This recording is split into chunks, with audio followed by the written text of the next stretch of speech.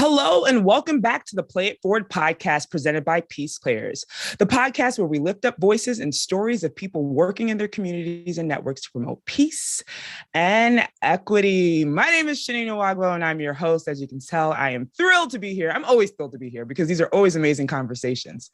And with that being said, let me tell you what we're going to talk about today. On today's episode, we will be speaking to our very special guest on the importance and the impact of racial equity in the workplace and how that translates to the world. So you'll want to keep your ear on what we've got to say today. But before we do that, I have got to bring in my amazing, most handsome, brilliant co-host, Emmett Shepard. Emmett, how are you doing? Oh my God, guys, stop clapping, guys. I'm just a person at the end of the day. I'm just like everyone. No, I'm just kidding. Shitty, how are you? Good morning, good afternoon, and good evening to all of our listeners. Yes. I am the incredibly lanky co-host to the absolutely wonderful and incredibly intelligent, kind soul of Chini Nwagbo. Thank you. Wow. Chini, it's crazy. We've gotten to the end of the road for season 2. It's it's bittersweet. It's bitter because I want to keep having these conversations, but it is super sweet because in terms of a drop the mic guest for the end of the season, I couldn't think of anyone better. So tell the people who we're talking to today. Let me clear my throat for this one. Yeah. Today, we will be speaking with our very special guest who is driven by the passion for placing sport with intention at the heart of creating solutions to the world's most pressing issues through partnership, collaboration, and real life storytelling. He has experience in global partnerships, programming, strategy, fundraising, and grant giving, and is the member of the Sport for Development Coalition, Bond SDP Coalition that focuses on civil rights and social action.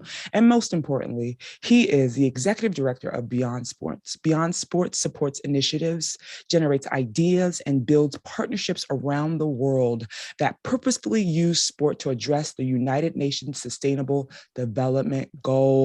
Now, I mean, if you're not already standing up, get out of your seats, give this wonderful human a round of applause. Please help me welcome Mr. Fred Turner to the show. Fred, it's amazing to have you. Thank you so much for coming. Loving the energy, guys. And it's a big one. Big intro there. I'll do my best, but love the energy and sounds like a season 2 finale, so a lot to live up to. But look, it's great to be here and great to be chatting with you guys today. Absolutely, and I'm sure everybody's thrilled about this lovely accent. We all have accents, but yours, tops ours. So puts me in a state of tranquility. Really, Fred, it's really quite lovely. Yeah. Hopefully, won't send you to sleep. So we'll keep it lively. So Fred, I don't know if you've if word's gotten around in London or I'm sure it has. If you've heard of anything like this, but we're a big proponent of the icebreakers on our show. And I don't know if you knew about this, if this got across the ocean, but basically I'm considered to be the icebreaker king. I did not give myself this title. This was what the people gave me. And so I'm just adhering to what the people want, And so for today's episode, today's icebreaker is if you could have any message on a billboard that millions of people would see every day from their commute to work, walking their dog, eating a hot dog on a bench somewhere, what would that billboard say? Oh, it's a great icebreaker. Your title, it makes sense now. Yeah, I know. People are born with this, at the end of the day. You can't teach this. It's a really good one. I love it. I'm sure that Karen, our director of comms, will be listening in. So I will say that I would do a plug for Beyond Sport, of course. With all those millions of eyes on us, why would I not? But I think if I was to think about sort of what fuels me, and little messages are often the way, and little reminders certainly every single day are the things that really resonate with me. So the thing that sort of springs to mind is a sort of a quote. I don't know who it's from, but I've seen it somewhere and it stuck with me. And it's simple. It's 5 words. It's "We rise by lifting others." Ooh, love it. Love it. And it kind of sort of jumps out in 2 ways, I guess, for me is obviously personally about who we are as people and the kind of characters we want to be. and how we go about our daily actions, with encouragement and understanding, and kindness, and those sort of key characteristics that we want, ourselves to be and our neighbors to be, and what we want to see in colleagues and friends and family. And then professionally, I guess it lends itself to what we do at Beyond Sport and what you guys do, and so many amazing guests that you have, which is how we are striving to reduce those inequalities and equities in society. And that actually, if you see it through a lens of, by supporting others, you yourself and your communities will rise and improve as a result. Then I see that sort of those 5 words as being pretty powerful on sort of both spheres. And personally, that's just how I digest stuff, like those little pieces of content, those little reminders every day.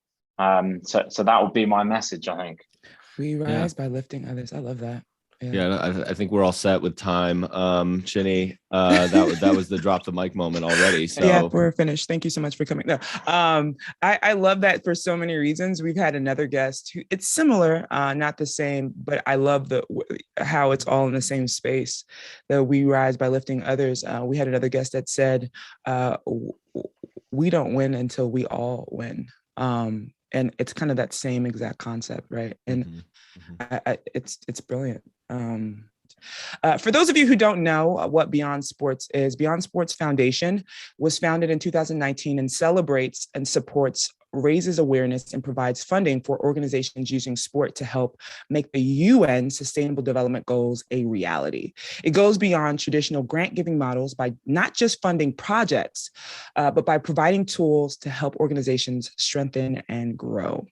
Since its founding, the Beyond Sports Foundation has provided more than 2.1 million in funds and distributed about 8 million in long-term strategic support to more than 300 organizations. That's brilliant. Using sports to address social issues around the world.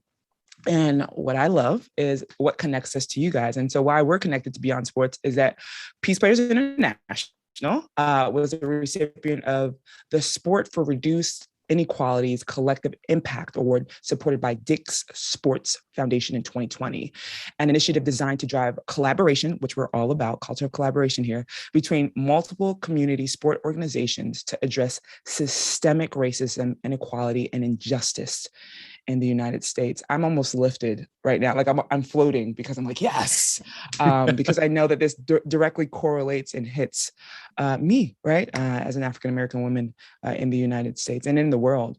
And so Fred, that being said, and that just, brief introduction into the brilliant work that Beyond Sports is doing in the world and with us at PeacePlayers, I'd like to, before we dive deep, and talk about your role as executive director, which is brilliant, just simply ask you why you've been drawn to this field, this sports for development space, sports for good, for social good, for social impact. Tell me why here? Why this space? Yeah, it's a good question. And I'm sure you get many great answers to that. I think it's interesting, like when you think about how things come naturally, and certainly for me,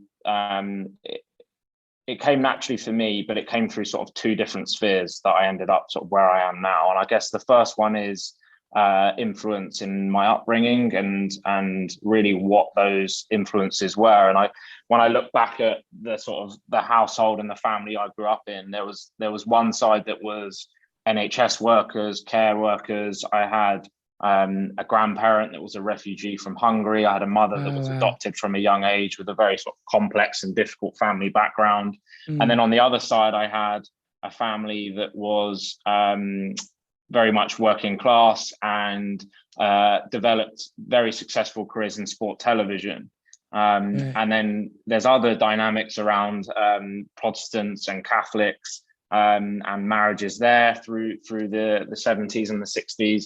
And so there was a lot of sort of things that as I've grown up, I've understood more. Like some of that I was directly involved in, some of that I learned about, and they've all sort of played different influences on my life. And then there's also the piece, obviously, genetically about how connected you feel to your parents, your grandparents, and the people that they are. And I guess those 2 worlds of that development side, that caregiving side, Right. that striving for supporting those that have less than you, actually combined with that sort of sport side of just that pure passion that many of my family had, and then were able to translate that into their careers, albeit in a very different sphere to the one I'm in. When I look back, having said all that, I can't say I understood it all at the time that it was happening.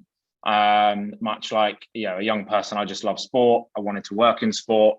I didn't know how or what. I didn't really know a huge amount about the industry, just that it was pretty big. When I look back on it now and get asked a question like that, I can see where that's happened. I've obviously been very lucky to be able to work for an organization like Beyond Sport, but I can see why now it's really fulfilling those things that have influenced me and created, the person that I am now, because of who, those influences and the shaping of the character that they've developed. Mm-hmm. Mm-hmm. I think that's always a cool thing, right? When you're doing things and you don't necessarily know why you're doing them in the moment, but you're enjoying it and it's great, and all these things happen, and maybe you might go through some trials and some tribulations, maybe there's some peaks and valleys, and then you get to this point in the road where you can look back and it all makes sense because it connects you to where you are in that particular moment at that time. And so it's cool to hear that your story started off with just this is what you knew, this is what you were exposed to. You were exposed to seeing people as people as a really young age. It's one of our core values, and just being able to know who that person is through their own lens and from where they're coming from, just because of all the exposure you've had with different parts of your family, and then that sports piece that comes in there. So it's really cool that it all came together for you at this point, and it made you strong and have a strong love for sport, for development in a way that you're serving others, right? So yeah, absolutely. And I think you have those reference points, right? And then you sort of develop more and more. And certainly what's been really interesting on a personal level in the last year or so is all the work we've done with young people through setting up our own youth advisory board, working on different young leaders programs, is seeing them acknowledge their reference points and see them on that journey towards as they grow as characters. And I think, you can look back at how that compares to you. And while everyone has different contexts to refer to, I think those are certainly the ones that really jump out as to when I, as I said, look back now and go, oh, that makes sense. That makes sense. It's really interesting when you sort of do a bit of that introspection. Yeah. Fred, so you're young and you're impressionable, and sports kind of takes the cake for sort of what you're interested in. And you said, you touched upon sort of like you wanted to be part of that world in a way, and that world is so vast and so massive that it can feel rather daunting to sort of get that front foot into the door, so to speak. And so you get in, and I'm sort of curious, because I'm always interested in sort of that pivotal moment in a lot of people's careers that's not necessarily defining, because I don't want to tell that to people because they still have a long career left. But a moment where I'm curious for you is, when did you sort of realize that sports specifically could be used as a tool to sort of address racial inequity and inequalities in the world? Was it before you got to Beyond Sport? Was it a specific event, or was it sort of this gradual evolutionized idea that you had through working in Beyond Sport? Great question. Yeah, again, a really good question, I think. And to that first, like referring back to the first one, I think those reference points of really early on, I don't quite have yet. I was obsessed with sport. It meant everything to me. But you often hear people talk about what that went for you further afield, like what that actually meant in terms of your character development and things, and that being your sort of aha moment in terms of its ability to sort of change lives. I wouldn't say that it did that for me necessarily, or at least I haven't created that reference point for now. But I think in my early career, being exposed to the potential of sport when used with intent, there's probably a couple of references, and unsurprisingly there when I've been in projects on the ground at the heart and seeing actually the potential of sport when used with intent. The first is in the UK, in London, in a neighborhood called Brixton in South London. And I went in to see a program which is developed by Premiership Rugby. called the HITS program. And this is about supporting youth who are not in education, not in employment or training. And they utilize the hook, essentially, of rugby, football, and some other adventurous sports in inner city urban environments, which, for example, the program that I went to is at the heart of the Loughborough estate, which is a group of sort of estates in South London, in Brixton, that has the best part of 10, 20, 30 gangs, depending on, obviously it changes a bit, but a very, very high gang rate and a very high crime rate and violence rate. This hub of HITS Premiership Rugby program sits right in the heart of it, in a community centre. I went in for half a day to really just immerse myself in what they're doing. And you're sitting in these sessions with these young people who are very much isolated from society, with no hopes, no direction. They're not in education, they're not in employment or any training. And HITS is essentially taking them out of these estates, engaging with that local community and the families and the sort of infrastructure around it, to put them in and give them life skills and training.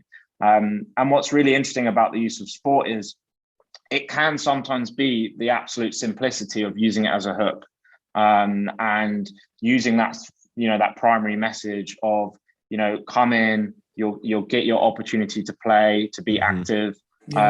We will then instill these messages and these workshops and these training curriculum underneath that. But what you're able to do is to come in and actually, develop yourselves and create a more equitable and opportunity-based future. And the beauty of sport within that was that it was that hook, and it featured through the program. But actually what it enabled to do is actually engage these gangs who every other day of the week, and every other minute of the day, as soon as they leave that community hall, are the absolute enemy of each other.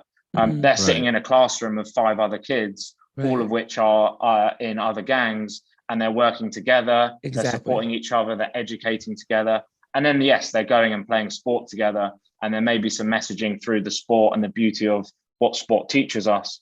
But it was that simple moment where I just thought, there's not many other mechanisms and not many other tools that you can use that can have this impact so quickly, so simply, that actually engages people in the same way. And so I would say that was certainly one of the moments when I realized that if you actually, really leverage the power of sport, use it with intent, it has endless opportunities. That's great. That makes me really good. I'm like, yes, exactly what we're doing at PeacePlayers, right? Yeah. Essentially what you're saying is the sport has the ability to put us in position to see people as people, see the very, person that's standing in front of us without judgment, without ill will, which is very wonderful. And I want to talk to you really quickly. And Emin, if you don't mind, I have more of a personal question for you. That being said, you're talking about the students or the youth that are impacted. What about yourself? Does sport and being ingrained in those type of environments raise your lens about regarding racial inequities and inequalities? Like, are there moments where you're on the ground and you get there and you're like, I never thought of this as an inequity. I never thought of this as an equality, and I'm being exposed and my lens is being raised to all these different, because different spaces have different inequalities, different spaces have different inequities. And does that, transform you and your lens when you're able to be a part of these things on the ground and listen to different types of mechanisms that are being used and how people are affected by racism? Yeah, I mean, absolutely. I mean, even in certain issues, and racial equity is one, but in any of these broad sort of social issues, right? Even if you have a good understanding of how that is systemic and how that affects people, as soon as you go into those local environments, it can have nuances and intersectionality with other issues that's very different in Houston as it might be in New York, as it might be in LA, as it might be in London, right? And so I guess the beauty of what we're able to do, and PeacePlayers obviously working internationally as well, is you can apply a different lens to an issue, which grows your understanding of the complexities of the issue, but then also how you can potentially look to address it positively. And so I think that is something that, we've been certainly very active in, is taking that sort of step back, I guess, to say, look, there are unfortunately many issues. There are issues where we feel, based on what we understand, that as a grant maker, as a capacity builder, as an expert, we can have the most impact at a certain point through a certain mechanism. And I think, to your point, that sport capability absolutely sort of levels that in terms of understanding the complexities as they range in context. And sport is the common denominator in all we do, so that's always in existence. But actually how it's applied to that intersectionality of race, of mental well-being, of employability, it's very interesting for us to see it. I think the challenge for us, or certainly on a personal level, is ensuring that whilst we have this sort of global presence and this global understanding, is actually being hyper-local is where the change happens, and understanding the needs and the gaps in those communities is how you apply your support in the most impactful way. That on a personal level is a challenge, because the global context is really important for us to understand how you can bring greater collaboration, how you can understand best practice of where something works somewhere else. It might not work in the same form in another community, but a hybrid of that could be shared as best practice could. And so there's opportunities there. It gives me anxiety because there's so much. And we're not the experts. Like we are certainly experts in certain mechanisms and certain approaches and certain ways to collaborate for greater impact. And we look to get every sort of ounce of value from how we're able to support financially and strategically. But you guys, PeacePlayers and other NGOs and people that are immersed in these communities are the experts. So actually, how do we provide them with a voice within environments that they wouldn't be otherwise, so that there can be greater understanding, greater collaboration, and greater impact?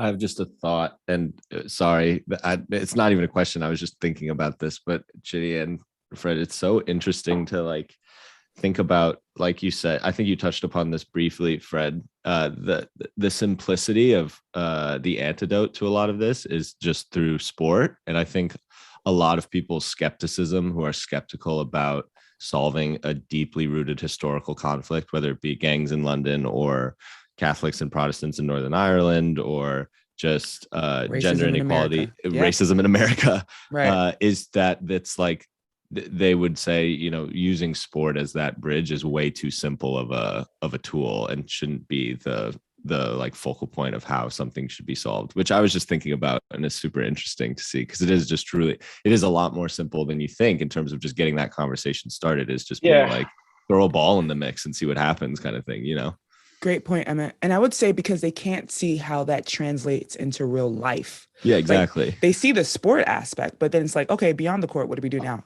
And they can't take those core characteristics that they're developing on the court and see how that actually it trickles down into how you live your life, how you approach people.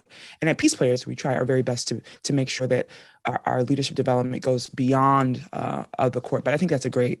I think that's the point.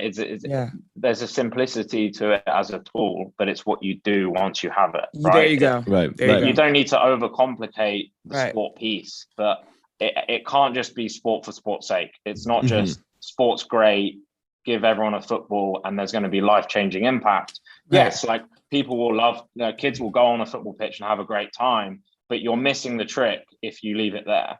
And I think that's the point of sport with intent. It's like, what's your intent? Like, what's the intention that you have as an organization or an individual once you have that engagement, once you've had the benefit of sport as that hook? What are you going to do with it? What impact do you want to make? And I think that's, that is in essence where the best projects and the greatest impact is happening around the world, is where they really understand what their objective is. Like, what change are they wanting to make with the people they're working with?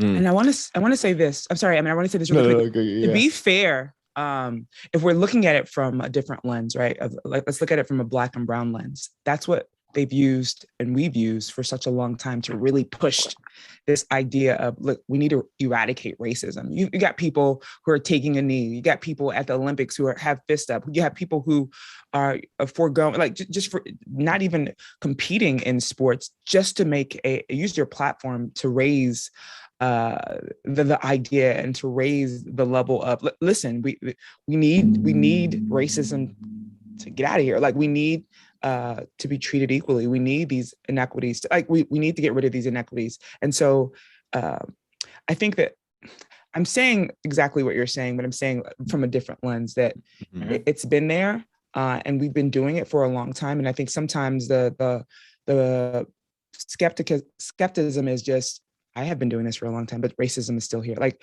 how can we get everybody to buy in? How can we get everybody on board? How can we get people to relinquish that privilege and be like, you know what? Everybody deserves these different types of. Anyway, just a thought, but great job. I love that, Emmett. That was a good thought. Jenny, why don't you explain to our lovely season finale guest what it is that we're about to put him through? Well, Fred, you have just gotten to what we like to call the lightning round. Inner sound here. All right, the lightning round is a fun and exciting round. It's really light. You'll have 3 to 4 seconds to answer the questions that Emmett will give you. Just take your time. Emmett has a special line that he says, and he's going to say it right now. It doesn't matter what you say. We will judge you heavily on each answer. So don't worry about it. Perfect. Light and easy round. Yep. All eyes on you. No. Okay. Emmett, all yours. I got Jenny, the you got timer the clock. You got the clock. Okay. You got the pen and paper. I got the pen and paper. Yep. Perfect. Okay. Fred, are you ready? Okay. He's like, Be more excited. Please. I'm ready. I'm nervous, but I'm ready. Okay. Would you rather score a game winner at home or away? Away. Yes. Clutch. Yes. Clutch, Fred. He might be the first one to say that, I think. Yeah, no, it was somebody else who said silence. It was silence the fans. Away and silence the fans. Yep. What was the last thing that made you smile, Fred? Besides us. My colleague. Oh, nice. Oh. Nice. Coffee or tea? Coffee. Morning bird or night owl? Night owl. Cats or dogs? Dogs. Spring or autumn? Autumn. Really? I love autumn too. Sorry, go ahead. I'm English. Okay, it's nice. Yeah, okay, fine. Pancakes, waffles, or French toast? Pancakes. Bungee jumping or zip lining? Ooh, zip lining. Oh, nice. Ooh. White sand beaches or sky piercing mountains? Sky piercing mountains. Really? Wow. Okay. Space travel or deep sea travel? Deep sea travel. $1 million or 3 wishes. Now, in the caveat here is if it's 3 wishes, you can't wish for $1 million. Yeah, I mean that's not allowed. That's illegal, right? Right. Yeah. 3 wishes. Nice. Superhero or supervillain? Supervillain. Really? You're the first one. He's the first. Sorry. I'm sorry. You're the first one to. They're just kidding themselves. We gotta unpack that. Fred's like, they're misunderstood. Singing or dancing? Oh gosh, dancing, if I must. Reading or writing? Reading. Ooh. Oh, nice. Last meal that made you go, wow. Very good. It was a steak and chips with some red wine in London. Ooh. And for all of you who are wondering what chips are, I believe that's fries, right? Fries. I'm sorry. Yes. Correct. Yes. Well done, Jenny. Well done. Thank you. That's why I'm here. Last thing you learned from someone else? My partner's a neuroscientist, and she teaches me stuff every day. Wow. So something about the brain, something about translational neuroscience. She wakes me up with these things often that blow my mind. I wouldn't even know where to start, but it's a completely different world. But that's the beauty of partnerships and relationships that open your mind to new things. Yeah. Wow. Shouts out all the scientists out there. Yes, Serious. yes. I was a biology major. Oh my God. Really, Jenny? Yeah. One person who inspires you. I love that. Those are the expressions we live for. Get it right, Fred. I would say Nicole Whiteman at the LA Dodgers Foundation. Wow. Nice. Nice. Why? Yeah. She just applies herself in every way as to how I would love to. Like, she's so authentic, so caring, so down to earth, so passionate, fearless. Like, she's everything I would want to be in a leader, but also in a person. And I'm lucky enough to know her well and to be able to engage with her. And she was on one of our panels yesterday at Project Play, and so she just jumped to mind based on just who she is and what she does. And obviously the impact she's had at the Dodgers Foundation is quite remarkable. Phenomenal. But she's in a completely different world to what I am, but we're connected by sport and development, which is amazing. But she's one of those people in our sector that I certainly very much look up to and admire. Sounds like she needs to be on the show.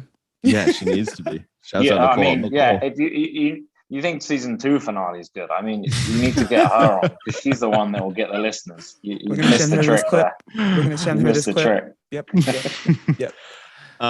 Fred, final one. You've made it all the way to the end. Yes. What's one thing you want the listeners to remember from today?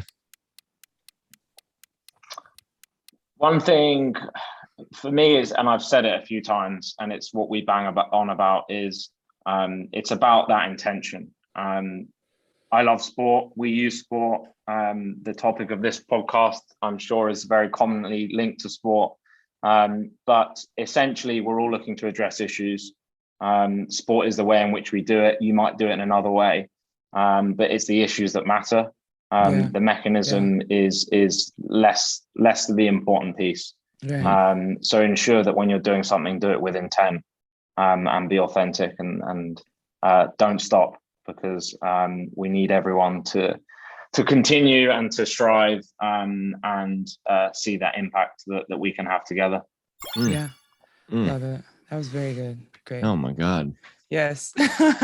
Emmett mentioned this before. So first of all, I just want to say congratulations on getting through the lightning round. Seriously. Most people don't. Most people don't get to the end. They usually leave crying. And right. It's a very, very classic. You're just debonair. Like, it was just awesome. That being said, we want to get deeper into the work you do. And I want to start off with a quote that you shared. And that is, the development of REAL is grounded in research and collaboration developed by a range of national experts seeking to directly impact systemic and institutionalized racism. This tool is designed to galvanize action while giving organizations guidance as they look at what they need to do to walk the talk when it comes to racial equity in their organizations. It's past time to get real about the issues we face. And that starts with getting our own houses in order. That's when you just drop the book right there. And then I just want to give a brief understanding of this. The free online racial equity assessment and learning tool, REAL, allows users to self-assess their internal systems and practices and provide steps that can be taken to improve an organization's ability to address structural racism. US-based sports organizations are strongly encouraged to use the free tool to help support work to advance racial equity across the sector. And that being said, that's just my version. But what we really like to dive deep into is, what is REAL? Like, what is it? Why and how was it inspired? And why was it created? Like, give us everything we need to know in about 2 minutes. No, just kidding. Just give us everything we need to know. I'll keep it brief. You covered it in terms of that top line, right? That this is a tool which free as an online resource for community sport organizations in the US. And it's about that sort of self-analysis, right? It's your internal systems and processes as it pertains to racial equity, really just taking a standstill, where do we stand today to understand where you need to be tomorrow? But it's more than just sort of self-assessment. It's not just, you've answered this question, you're good or bad, go away and try and find a solution on your own. Right. All the best. That's not how this is shaped. The idea that this is that it provides organizations with real actionable steps that can be taken to improve as organizations in their ability to address that structural racism. And really, we got together, and I'll sort of give you a bit of context shortly about sort of where this really stemmed from. But with last summer and following the murder of George Floyd and amidst the global demonstrations for racial justice, we saw how organizations from companies to unis to nonprofits began the process of that self-reflection to see how they can become more just and more equitable. And the hope really for us is that this tool allows for those sport for development organizations along that process, no matter how far you are in it, right? So even if you're really developed, there may be some things to think about that you've not thought about. Right. Even if you feel like you're really at the start of that journey, we don't want to shut the door to you. We don't want to say, you're bad, good luck. We want to help you to develop and progress. And we feel like that's the role that we should be playing as an organization, with the sort of support, but also the influence that we have. And that's really the beauty of the tool. It can help you as an organization, even if you're advanced on this issue or if you have a long way to go. In terms of the tool itself, it's composed of 11 questions, and each question has 4 possible answers that will reflect how each organization currently performs. And then once you've completed it as an organization, which you do anonymously, you receive a free report. And that report is tailored to your organization and the answers that you've submitted and the work that you're doing. It gives you some scores so that you understand really where you sit, like how you're sort of preliminarily judged in terms of what that looks like. But as I said, it's anonymous. And really the idea is that organizations can then take these tangible steps and consider those approaches to improving. It only takes sort of 5 minutes. You can retake it. So that's another thing. Like once you've taken it, you go away and do some work. You come back 3, 4, 5 months later, you can take it again and track that progress that you're making. And also it's applicable, right? Even if you're a tiny NGO with 50 beneficiaries, or you're national and you have 500,000, like the processes and the procedures are applicable across the spectrum of sport for development organizations. I guess the strategy behind the development of it is that it's a result of a product of collaboration between the 4 winners of the Sport for Reduced Racial Inequalities Collective Impact Award, which we partnered with Dick's Sporting Goods Foundation on. So thanks to their support to making it possible. And that rewarded, obviously, the wonderful PeacePlayers, America Scores New York, the LA Dodgers Foundation, and Memphis Inner City Rugby. And we supported that group of 4 organizations with a grant and sort of disseminated from a pot of 275,000 a grant to each of those projects. But also over the course of that year, supported with some capacity building tools. And really through those workshops and that capacity building, you guys, these organizations work together, benefiting from each other's obviously expertise and best practice to work through different issues. And really what they were able to do is identify what was needed, like where the gaps were, where the biggest impact could be had. And the group created what is called the Real Tool. It was supported by other experts, including RISE, the Equity Fund, Global Sport Institute, Nascimento Foundation, and LIST. So we had some really amazing industry experts across that spectrum help us. And the tool is a product of that work and the research conducted by the expert partners. It's a really tangible example of how collective impact can come to life. This notion that there can be organizations working on shared issues, working in isolation, but actually if you bring them together, you facilitate dialogue, you collaborate on that issue that they're trying to address, you can have greater impact if you're doing that together than if you do it apart.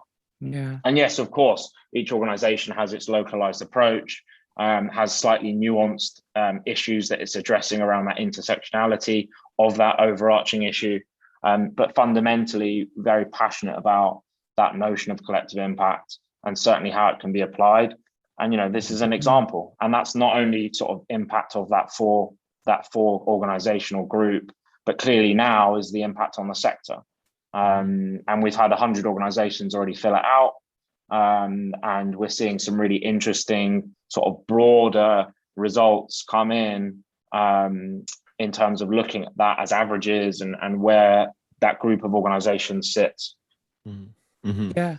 I have a quick question about, and you talked about what the thought process that went into creating these 11 questions. And my quick question is, how much time was put into this to create this tool? Like, how much time was put into that was invested into studying racism and racial equity to really develop this tool to ensure that the lens of the people who you guys are trying to, or this tool is trying to dismantle in terms of racial racism.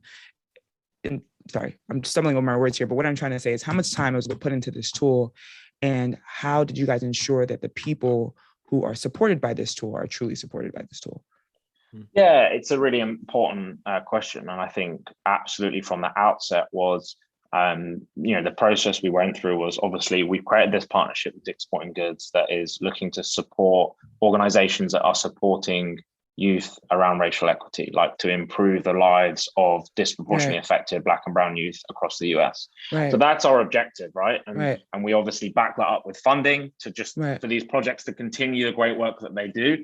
And then the idea of the collective impact piece is to say, let's put an infrastructure around this because, what's the potential? Like, where could this go with this group of organizations if we structure, a continuous workshopping facilitated program over the course of a year? What could be the result? We didn't set at the start and go, right, let's create a tool. Let's fill it with things that we think are important. Right. The tool was as a result of conversations with that group of organizations, looping in these experts from the various different organizations that supported it, going, what are the major issues that sit behind this issue across the US? Where are the major gaps? What's not happening in the sector where the sector could benefit? And what does that look like? And a large part of it was to say, right, we need to start internally. Like, where do we stand internally? And some of that is just a case of, we don't know how to judge that. Like, how do we judge where we're at? Like, we don't know the questions to ask ourselves.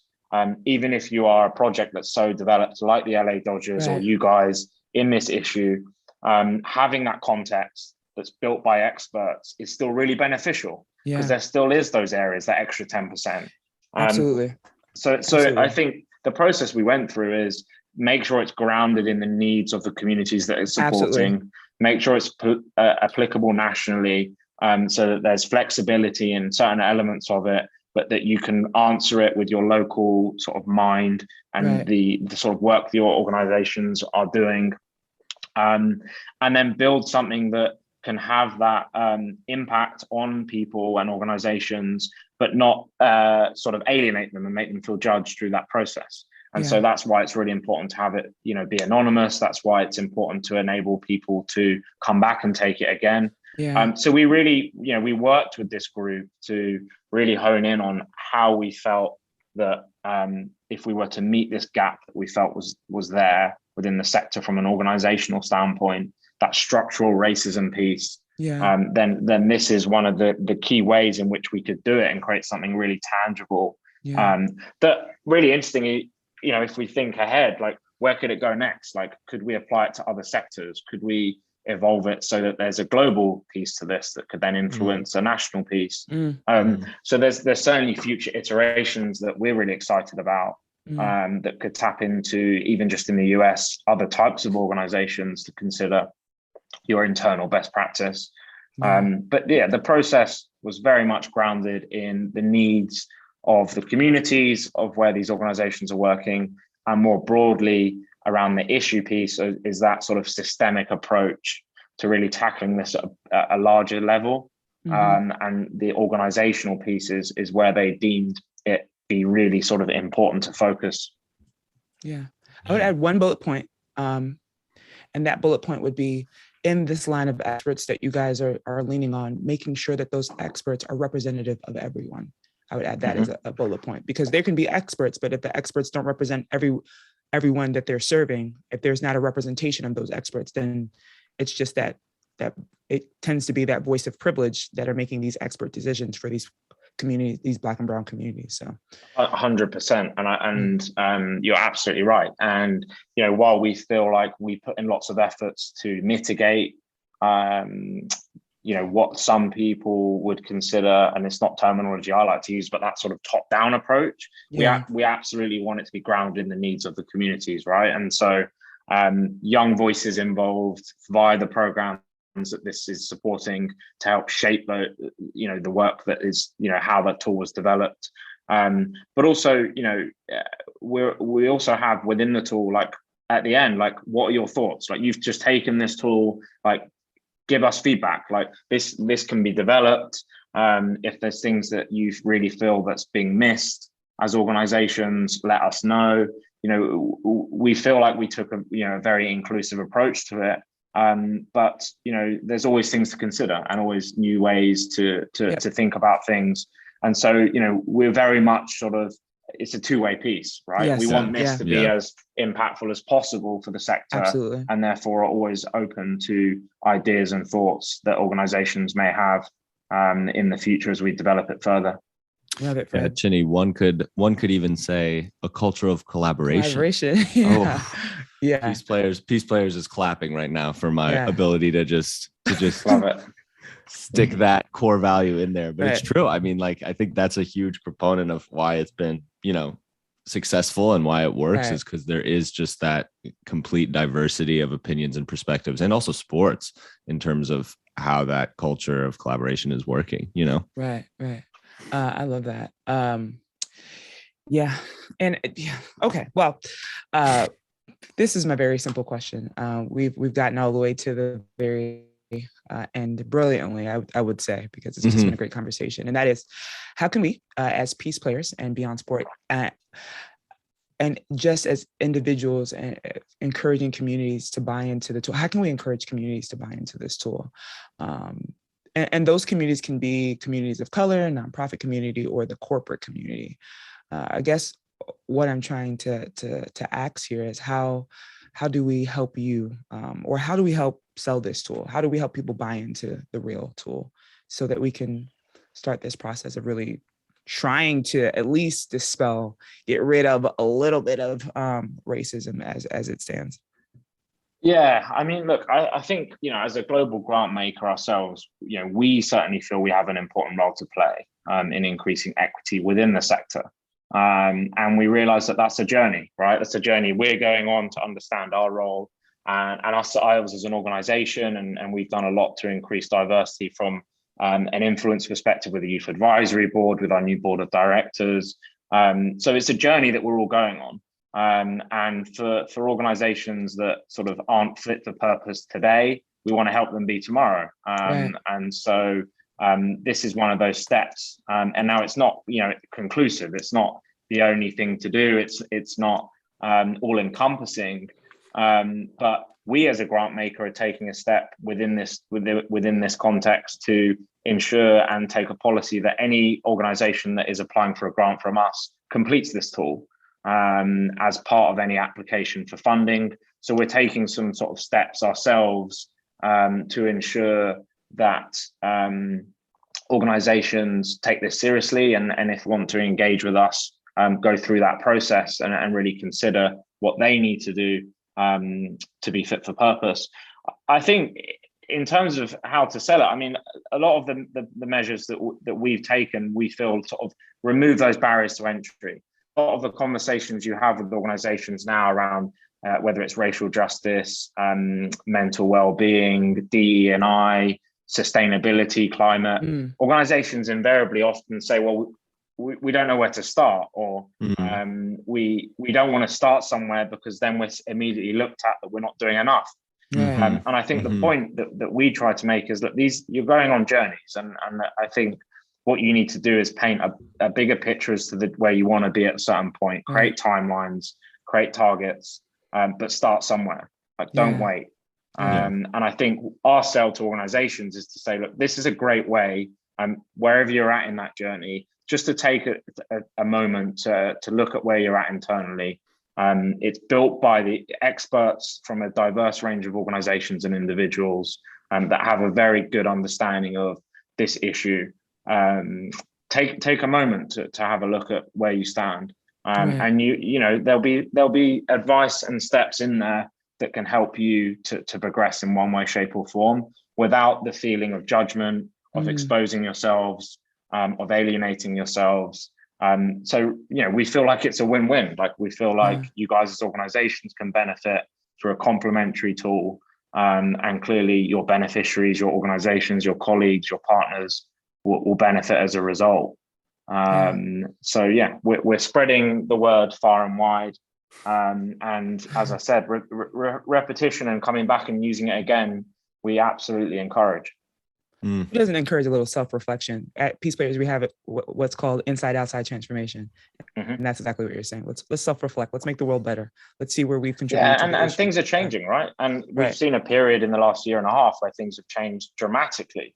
But that's a multiplier of actual, normal life, whatever that is, right? Things change.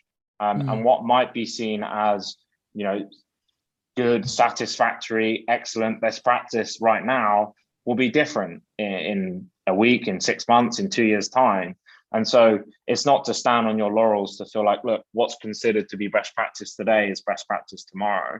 Right. And I think that's important, right? Is to have those inflection points, just to take a standstill.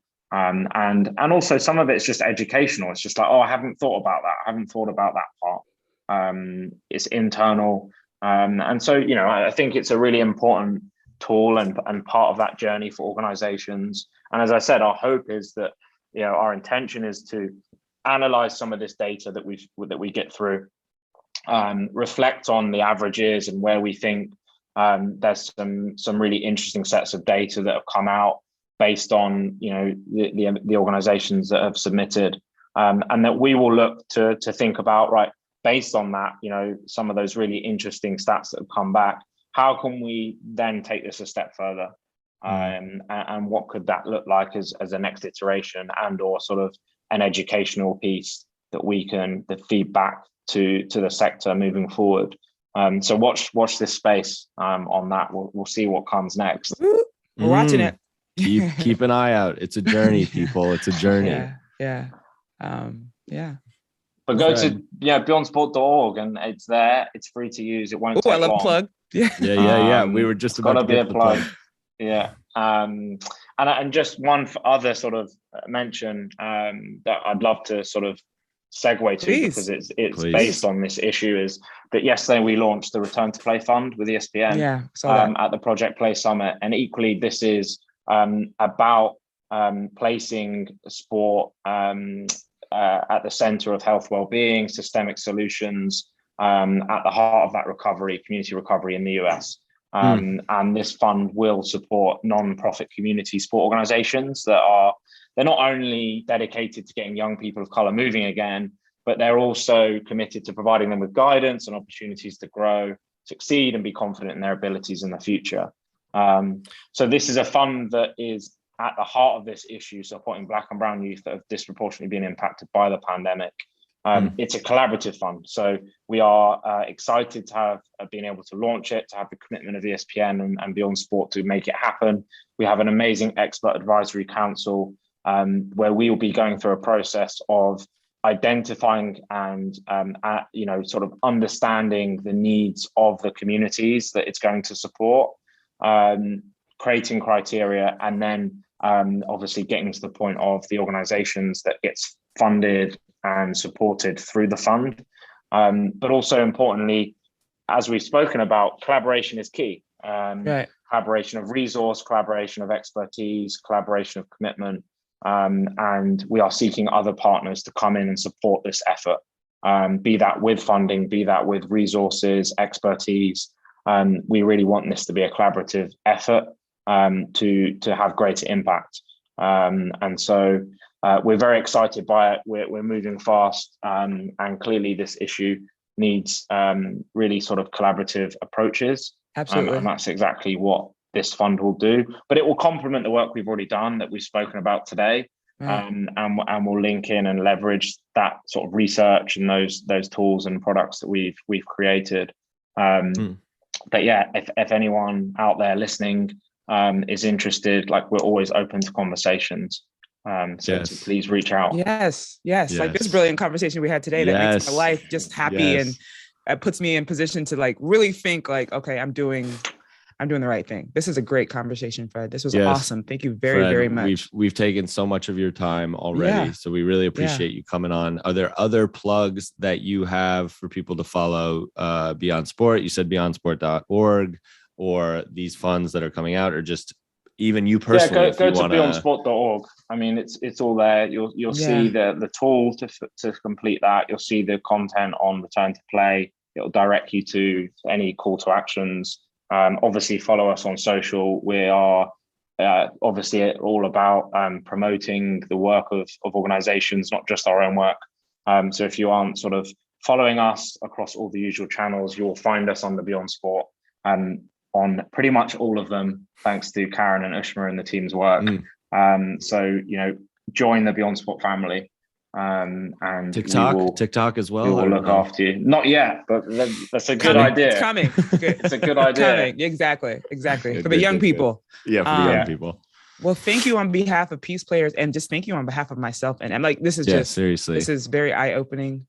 It's encouraging, especially like for me. So thank you for your time. We really, you're really such a kind soul, friend. Yeah. But thank you again. Thank you. So it's much. been great fun. Thank you.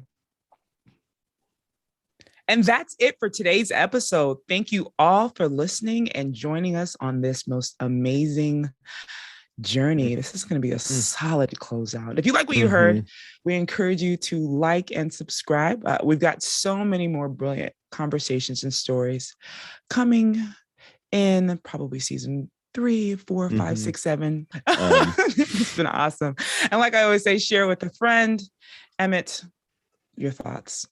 Jenny, I'm sad. It's over. The season is over. I mean, we definitely need a much needed break because we have so much intelligent information that we've just gathered from all of these amazing guests. But I want to talk to people forever. This is my muse. This is like my fire. I love this. Being with you, being with life, being with the team, and meeting all of these masters of their craft. It's just like why I get up in the morning, honestly, because otherwise I would just stay in bed all day.